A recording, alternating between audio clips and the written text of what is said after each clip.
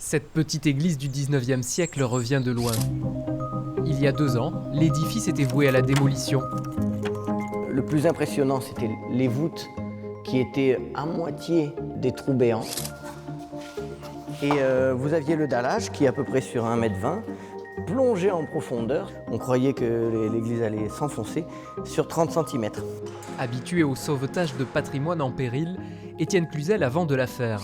Pour 5 000 €, il rachète le bâtiment à la mairie et se lance immédiatement dans les travaux.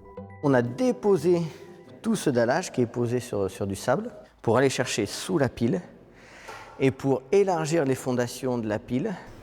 En quelques mois, l'église est hors de danger. Et si les travaux ne sont pas tout à fait terminés, une cérémonie a de nouveau pu s'y dérouler. La première depuis 1970. Aventurier du patrimoine, c'est le titre attribué à Étienne Cluzel par les éditions Michelin.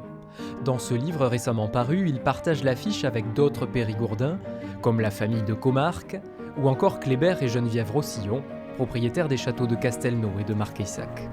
C'est une ouverture au rêve, et je dirais aux coulisses du rêve, parce que quand vous voyez des lieux majestueux, merveilleux comme les jardins de Marqueyssac, comme Comarque, ce que l'on souhaite, c'est que les touristes, les visiteurs, sachent que derrière il y a une volonté de faire, des embûches, des joies, des peines, et que tout ça c'est pour leur satisfaction.